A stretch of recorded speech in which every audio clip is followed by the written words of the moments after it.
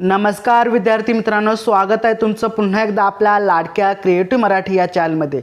तर पहा विद्यार्थी मित्रांनो, आपण पाहत आहोत इयत्ता 12वी विषय मराठी आणि मराठी विषयातील जे काही पाठ आहेत ते आपण या ठिकाणी अभ्यासत आहोत।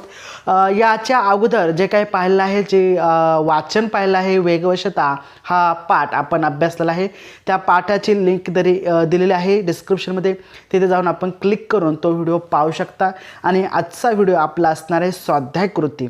वेगवशता धड्यामध्ये पाठामध्ये जे काही स्वाध्याय आहे ते स्वाध्याय आपण आज या ठिकाणी अभ्यासणार आहोत। परंतु विद्यार्थी मित्रांनो, आपण जर आपल्या क्रिएटिव्ह मराठी या चॅनलवरती नवीन असाल तर नक्कीच चॅनलला सबस्क्राईब करून बाजू बेल आयकॉन देखील ऑलवरती सेट करून घ्या, कारण जेव्हा पण नवीन व्हिडिओ मी अपलोड करेल त्याची नोटिफिकेशन सर्वात अगोदर तुम्हाला येईल आणि तो व्हिडिओ तुम्ही पाहू शकता। विद्यार्थी मित्रांनो, तुम्हाला काही प्रॉब्लेम अडचण असेल, तुम्हाला जर या प्रश्नाची उत्तरे व्हॉट्सअपला पाहिजे असेल तर आपल्या डिस्क्रिप्शनमध्ये व्हॉट्सअपची ग्रुपची लिंक दिली आहे, तिथे जाऊन क्लिक करू शकता आणि रिक्वेस्ट करू शकता। तुम्हाला या PDF देखील लिंक मिळून जाईल। चला, कोणताही वेळ वाया न घालवता आजच्या व्हिडिओला सुरुवात करूयात। इयत्ता 12वी विषय आहे मराठी विद्यार्थी मित्रांनो, आणि त्याचे स्वाध्याय कृती आपण या ठिकाणी सोडवत आहोत। वेगवशता असं या पाठाचं नाव आहे। 12वी मराठी योग भारती संपूर्ण पाठ्यपुस्तक स्वाध्याय व्याकरण आणि स्वमत याची उत्तरे आपण या ठिकाणी पाहत आहोत। लेखक आहे प्राध्यापक शिवाजीराव भोसले। कृती नंबर 1 आहे आकलन व विचारगती। तर याच्यामध्ये आहे जीवन विभागणारे घटक कोणते आहेत आणि गतीचे वैचारिक पैलू कोणते आहेत ते आपण या ठिकाणी पाहत आहोत। पाठाच्या आधारे मानवी जीवनाचे विभाजन करणाऱ्या गोष्टी कोणत्या आहेत, तर याच्यामध्ये स्थिती म्हणजेच थांबणे आणि स्थिरता। दुसरं त्याला आपण गती म्हणतो, गती प्राहू आणि हालचाल। वैचारिक पैलू कोणते आहेत ते आपण पाहूयात। विचारांची गती म्हणजे काय, तर प्रगती म्हणजे विचारांची योग्य आणि विधायक दिशा। अधोगती म्हणजे काय विद्यार्थी मित्रांनो, तर अधोगती म्हणजे दिशाहीन गती, म्हणजे ज्या गतीला विवेक किंवा योग्य नियंत्रणाची जोड नसते। म्हणजे जो मनुष्य गाडीवर स्वार होतो आणि एकदम भरधाव वेगाने गाडी चालवत असतो, तो असतो दिशाहीन गती, त्याला गतीची काही घेणं देणं पडलेली नसते। अक्षम्य आवेग म्हणजे काय, तर विकृती म्हटले जाते, म्हणजेच गरज नसताना आवाजाची वेगाची म्हणजे ये जा आपण एरझारा म्हणत असतो त्याची आहारे जाणे, विनाकारण वेळ घालवण्यासाठी वाहन हातात घेणे, वाहनाची अधोगती वाढवणे, त्याला आपण विकृती म्हणत असतो। पहा पुढे। तर विद्यार्थी मित्रांनो, गतीची विकृती आणि अर्थपूर्ण जीवन कसं आहे ते आपण या ठिकाणी पाहत आहोत। गतीबाबतची लेखकाने वर्णन केलेले आहे ती विकृती कोणती, जीवन अर्थपूर्ण तेव्हाच होते जेव्हा, तर पाहूयात आपण। गतीबाबतची लेखकाने वर्णन केलेली विकृती। लेखकाच्या मते गतीचे विकृत प्रकार पुढील प्रमाणे आहेत। पहिला आहे अप्रमाण गती। आता अप्रमाण गती म्हणजे काय, तर वेगाचे कोणतेही प्रमाण नसते, त्याला आपण अप्रमाण गती म्हणतो। म्हणजे आपण गाडीचा वेग हे वाढतच जातो, त्याला आपण अप्रमाण गती म्हणतो। गती आपण हे लक्षातच ठेवत नाही की गती वाढत आहे, त्याला अप्रमाण गती म्हणत असतो। दुसरं अवास्तव गती म्हणजे आवाजावी, म्हणजे त्याला आपण एरझारा म्हणत असतो। धाडसी वेग वाढवणे, काहींमध्ये टॅलेंट असतो पहा, विनाकारण गाडीचा वेग वाढवणे त्याला आपण काय म्हणतो, अस्ताव गती, त्याला त्या गाडीचं वेगाचं काही घेणं देणं पडलेलं नसतं। पुढे अनावश्यक गती, गरज नसताना विनाकारण वाहन पळवणे, म्हणजे जिथे आपल्याला काही गरजच नाही त्या ठिकाणी आपण विनाकारण वाहनांची जी गती आहे वाढवत असतो आणि पळवत असतो।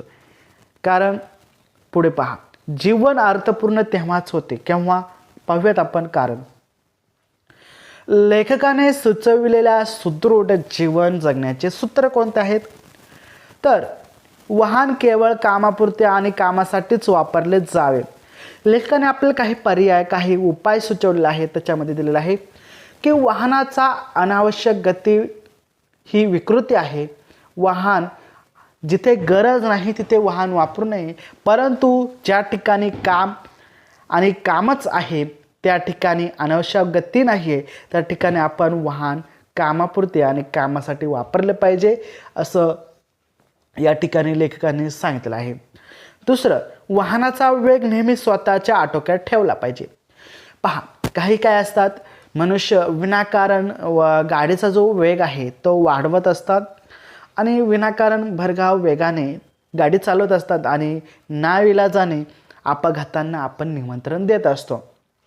तर या ठिकाणी लेखकाने काय सांगितलं आहे की वाहनाचा वेग हा नेहमी आटोक्यात ठेवला पाहिजे. दुसरं, वेळेची बचत करून ती विधायक कामासाठी सार्थक केली जाते. आता वाहनाचा वापर का केला जातो, कारण आपला वेळ वाचावा यासाठी आपण वाहनांचा उपयोग करत असतो. आणि उरलेला वेळ, या ठिकाणी लेखकांनी काय सांगितलं आहे की उरलेला वेळ जो आहे तो चांगल्या कामासाठी सार्थ लावला पाहिजे, तरच त्या वाहनाचा उपयोग आपल्यासाठी होऊ शकतो. पहा पुढे. तर विद्यार्थी मित्रांनो, वाहन खरेदीची कारणे व अतिवेगाचे काय दुष्परिणाम आहेत पाहूयात आपण. तर विद्यार्थी मित्रांनो, आपण या ठिकाणी स्वाध्याय कृती अभ्यासत आहोत. चॅनलवरती नवीन असाल, आपण जर 10वी-12वीचे विद्यार्थी असाल, चॅनलला सबस्क्राईब करायला विसरू नका आणि आपल्या व्हॉट्सअप ग्रुपला जॉईन व्हा. तिथे सर्व प्रश्नांची उत्तरं दिली आहेत आणि तुम्हाला जर ही उत्तरे PDF फॉर्मॅटमध्ये पाहिजे असेल तर आपली वेबसाईट दिलेली आहे, त्या वेबसाईटवरती क्लिक करून तुम्ही ती प्रश्न उत्तरे पाहू शकता. ज्यांना व्हिडिओ पाहायचा नाही त्यांच्यासाठी अत्यंत महत्त्वपूर्ण होतं हे. चला पाहूयात. वाहन खरेदीची मुख्य कारणे काय आहेत, तर मानसिक स्पर्धा करणे, म्हणजे केवळ शेजाऱ्यांकडे गाडी आहे किंवा इतरांकडे गाडी आहे म्हणून आपण काय करतो, कर्ज काढून वाहन खरेदी करत असतो लोकांना दिखावापणासाठी. दुसरं काय, प्रतिष्ठा ऐश्वर्याचे प्रदर्शन, म्हणजे आम्ही श्रीमंत आहोत किंवा स्वतःच्या श्रीमंताचा जो बडेजाव आहे तो दाखवण्यासाठी, कारण आमच्याकडे महागडी गाडी आहे यासाठी आपण काय करत असतो, दिखावपणासाठी वाहन खरेदी करत असतो. हे आहेत वाहन खरेदीची प्रमुख कारणे. आणि वाहन वेग जर अनिवार्य झाल्यास तर होणारे परिणाम काय आहेत, तर शारीरिक ताणतणाव निर्माण होतो. जर वाहन आपण भरधाव वेगाने चालवत असाल किंवा चालवल्यानंतर आपल्या शरीरावरती काय परिणाम होतात, तर शरीर आणि मनावरती अनावश्यक स्पंदने निर्माण होतात, म्हणजेच त्याला आपण म्हणतो मानसिक ताण निर्माण होतात, अनावश्यक दबाव निर्माण होतो. चित्ताची एकाग्रता होणे, लक्ष विचलित होऊन मनाची एकाग्रता नष्ट होते.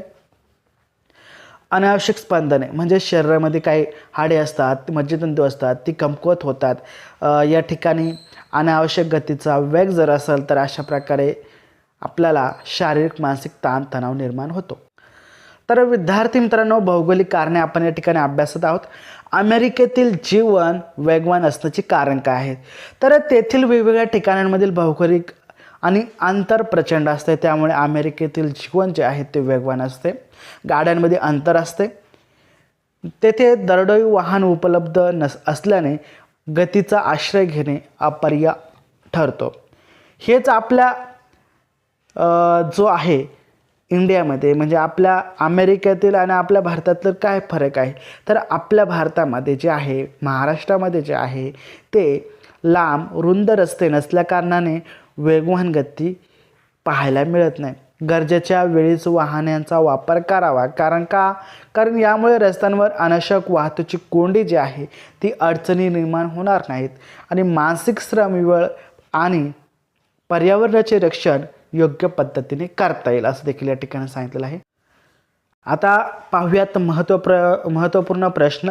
वाहन वापरातील फरक म्हणजेच अमेरिका आणि विरुद्ध भारत काय आहे, तर मुद्दा आहे वाहनाची उपलब्धता, म्हणजे गाड्यांची उपलब्धता. अमेरिकामध्ये काय आहे आणि भारतामध्ये काय आहे, तर घरोघरी आणि दरडोई वाहन उपलब्ध असते. अमेरिकेमध्ये घरोघरी आणि दरडोई वाहन उपलब्ध असते, परंतु भारतामध्ये जर पाहायला गेलं तर वाहने मर्यादित आहेत. लोकसंख्या, सार्वजनिक वाहतूक ही जास्त आहे. रस्त्यांची परिस्थिती अमेरिकेमध्ये कसं आहे, तर रस्ते रुंद आहेत, सरळ आहेत, निर्विघ्न आणि एकमार्गी आहेत, त्यामुळे वाहनांची कोंडी होत नाही. परंतु तेच जर भारतामध्ये जर पाहायला गेले तर रस्ते कसे आहेत, अरुंद आहेत, संकीर्ण आहेत, वळणावळणाचे आहेत, गर्दीचे आहेत, त्यामुळे अपघाता आपण बळी पडतो. कामाचे अंतर, अमेरिकेमध्ये कामाचे जे काय वेळेचे ठिकाणे आहेत ते 100 मैलावर असतात. परंतु ते जर आपण भारतामध्ये जर पाहायला गेलं तर दूरवर अत्यंत लांब लांब आपल्याला पाहायला मिळतात किंवा गल्लीबोळात कामे पाहायला मिळतात. आणि त्यामुळे काय होतं तर भारतामध्ये वेगवेगळ्या ॲक्सिडेंट पाहायला मिळतात. तर वेगाची गरज, लांबीचे ठिकाणे वेळेत गाठण्यासाठी वेगाचा आश्रय अपरिहार्य आहे. या ठिकाणी अमेरिकेमध्ये वेग जास्त आहे कारण तिथे जी रस्ते आहेत ती रुंद आहेत, मोठे आहेत. परंतु ते जर भारतात पाहायला गेलं तर काम फार नसतानाही विनाकारण वेगाने गाडी चालवली जाते. पहा पुढचा महत्त्वपूर्ण प्रश्न, महत्त्वाच्या विधानांचा साधारण अर्थ लिहा. यथाप्रमाण गती विरुद्ध विकृती आणि वाहने माणसांवर स्वार होतात, असे आपल्याला या ठिकाणी 2 प्रश्न दिले आहेत.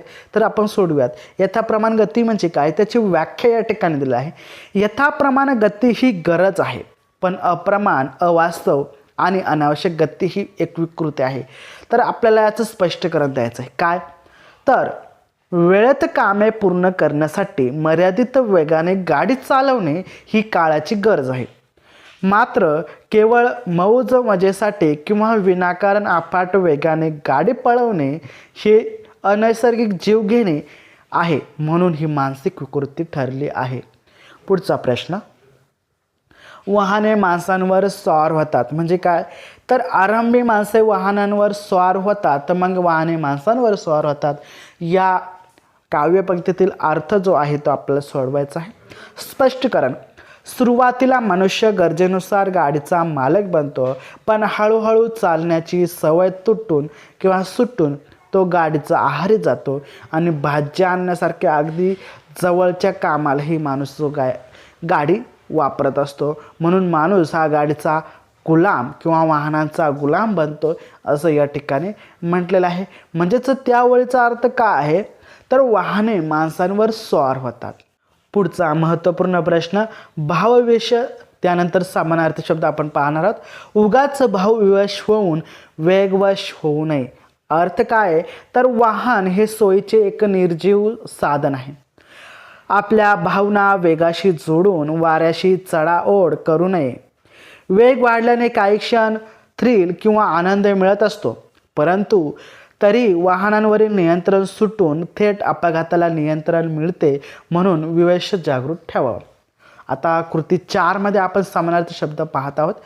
निकड म्हणजे काय तर गरज किंवा अत्यंत आवश्यक, आपण त्याला निकड म्हणतो. उचित म्हणजे योग्य किंवा रास्त. उसंत म्हणजे सवड मिळणे किंवा मोकळा वेळ मिळणे. वेग्र म्हणजे काय गर्क, कामात व्यस्त असलेला. तर विद्यार्थी मित्रांनो, आपण संपूर्ण स्वाध्यायकृती आपण या ठिकाणी अभ्यासत आहोत. पुढचा ग्रामरमधील कृती क्रमांक 4 अत्यंत महत्त्वाचा प्रश्न आहे. सामासिक शब्द, त्याला आपण विग्रह समास असं म्हणतो. पहा, सामासिक शब्द ताणतणाव, त्याचा विग्रह आपण या ठिकाणी केलेला आहे. ताण, तणाव व उत्सम इतर गोष्टी. आणि समासाचे नाव आहे समाहार, द्वंद्व समास. आता दरडोई, याचं विग्रह केलेलं आहे. प्रत्येक डोईला, प्रत्येक व्यक्तीला त्याचं सामासिक नाव आहे, समासाचे नाव आहे. अव्ययीभाव समास. यथाप्रमाण, प्रमाणे प्रमाण. अव्ययीभाव समास आहे. जीवनशैली, जीवनाची शैली हा त्याचा विग्रह आहे. आणि समासाचे नाव आहे विभक्ती तत्पुरुष समास, त्याला आपण षष्टी असे म्हणतो. पहा पुढचा प्रश्न आहे व्याकरणावरती आधारित आहे. कृती 4, त्या 4 मधील काय आहे, जे काही आपल्याला वाक्य दिलं आहे ते उद्गारार्थी, नकारार्थी, विरुद्धार्थी काय करायचं आहे ते या ठिकाणी आपण पाहूयात. प्रश्न आहे, आजच्या जीवनात विलक्षण वेगवान आढळते. तर या वाक्याचा आपल्याला काय करायचं आहे, उद्गारार्थी करायचं आहे. तर आपण या ठिकाणी केलेलं आहे, किती विलक्षण वेगवान आढळते आजच्या जीवनात, याला उद्गारार्थी चिन्ह आपण टाकलेलं आहे.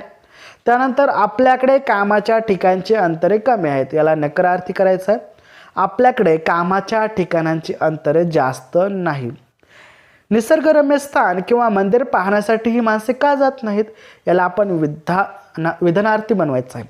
माणसाने निसर्गरम्य स्थान किंवा मंदिर पाहण्यासाठी जायला हरकत नाही, असं या ठिकाणी आपण वाक्य बदललेलं आहे, चेंज केलेलं आहे.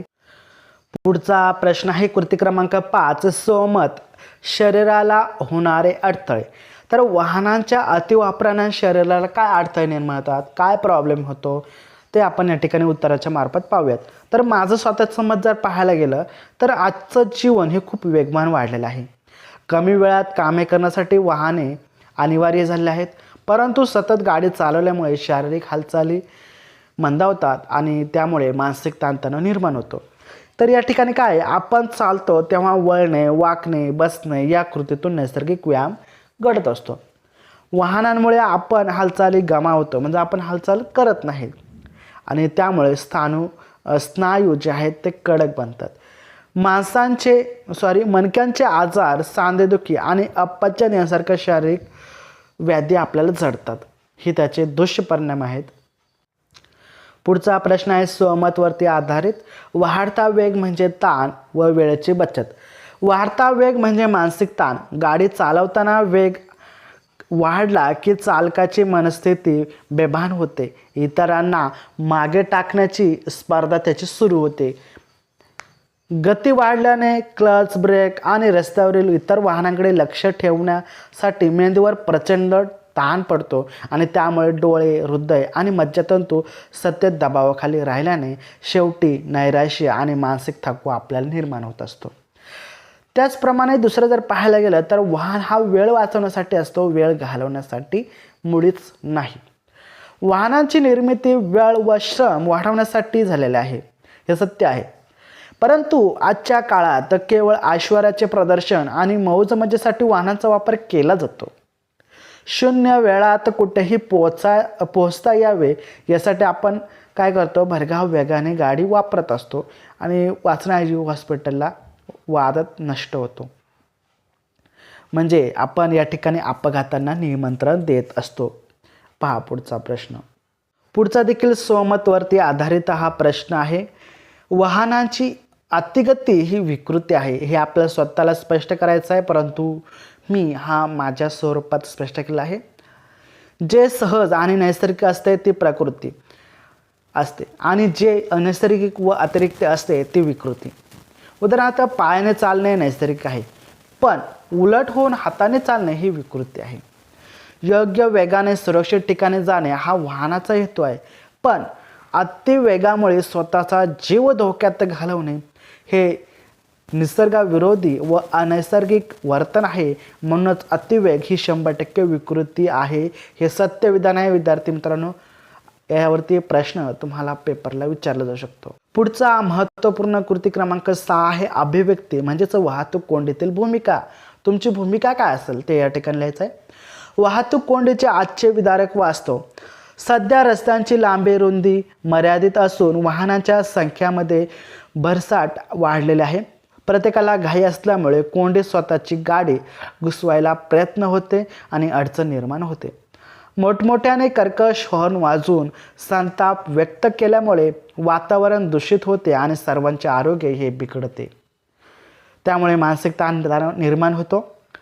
अशा प्रसंगात माझी स्वतःची भूमिका काय असेल ते मी या ठिकाणी सांगतो.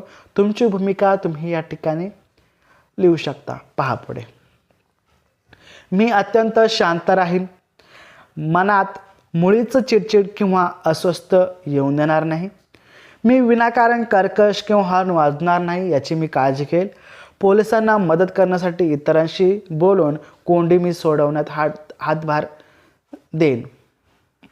त्यानंतर वाहन चालवताना घ्यायची काळजी. तर प्रवासापूर्वीची पूर्वतयारी, लायसन, विमा, PUC कागदपत्र सोबत असल्याची खात्री करणे.